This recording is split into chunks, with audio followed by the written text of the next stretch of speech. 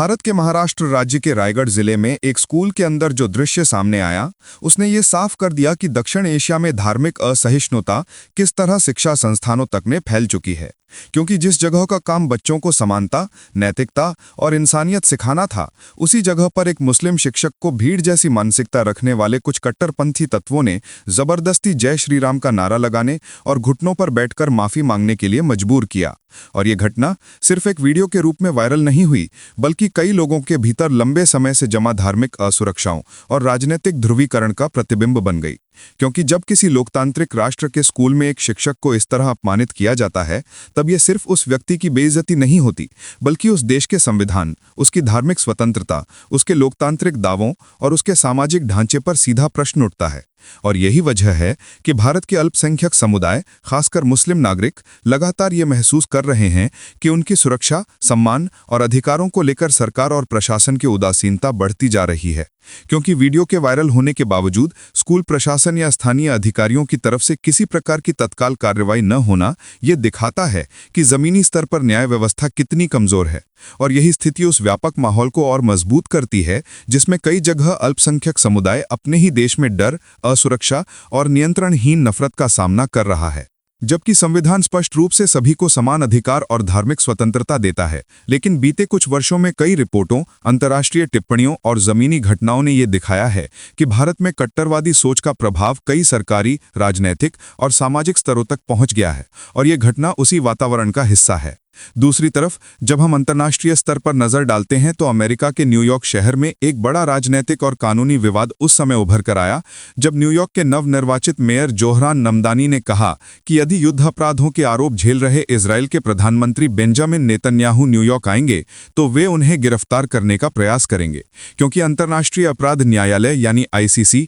पहले ही गाजा में मानवाधिकार उल्लंघन और युद्ध से जुड़ी गंभीर शिकायतों के आधार पर उनके खिलाफ वारंट जारी कर चुका है। और ये बयान उस वैश्विक बहस को और तेज कर देता है जिसमें एक तरफ युद्ध अपराधों, नाकेबंदियों, नागरिकों की पीड़ा और मानवीय संकट की बात होती है, और दूसरी तरफ राजनीतिक सहयोग, सामरिक गठबंधन और राजनयिक दायित्वों की। लेकिन स्थिति तब और जटिल हो जाती है जब अमेरिका ICC का सदस्य नहीं है। इसलिए कानूनी रूप से न्यूयॉर्क पुलिस या नगर प्रशासन सीधे ICC वारंट लागू नहीं कर सकता। और यही कारण है कि कई कानूनविदों ने कहा कि ममदानी का बयान प्रतीकात्मक नैतिक विरोध के रूप में तो मायने रखता है, लेकिन वास्तविक गिरफ्तारी की संभावना अमेरिका के राजनीतिक ढांचे के भीतर बेहद सीमित है, खासकर तब जब पूर्व और वर्तमान दोनों अमेरिकी नेताओं में से कई इजरायल के साथ खुलकर खड़े हैं। और ट्रंप की खुली राजनीतिक रक्षा तो इस विवाद को और बड़े कूटनीतिक तनाव में बदल देती है, क्योंकि वे लगातार इजरायल के राजनीतिक हितों को अमेरिकी नीति का केंद्रीय हिस्सा बनाते रहे हैं। इसी तरह पश्चिम एशिया में एक और महत्वपूर्ण घटनाक्रम उस समय सामने आया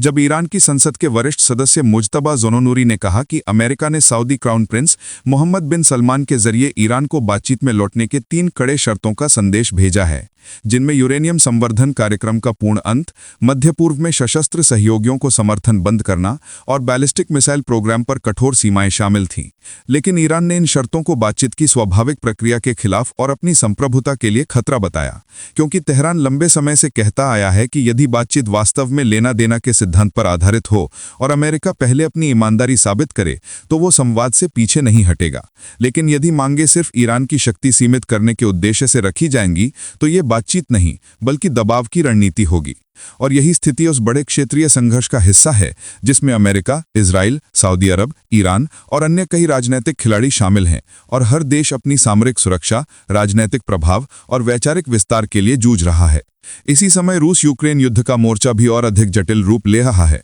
क्योंकि राष्ट्रपति व्लादिमीर पुतिन ने कहा कि यदि यूक्रेन अपनी सेना को पूरी तरह दोनबास से वापस नहीं हटाता तो रूस सैन्य बल के द्वारा पूरा क्षेत्र अपने नियंत्रण में ले लेगा, जबकि यूक्रेन ने स्पष्ट रूप से मना कर दिया कि वो अपनी भूमि किसी भी दबाव में छोड़ने वाला नहीं है। और इस जटिल युद्ध की पृष्ठभूमि में ये भी तथ्य है कि रूस पहले ही लगभग 19% यूक्रेनी क्षेत्र पर कब्जा कर चुका है,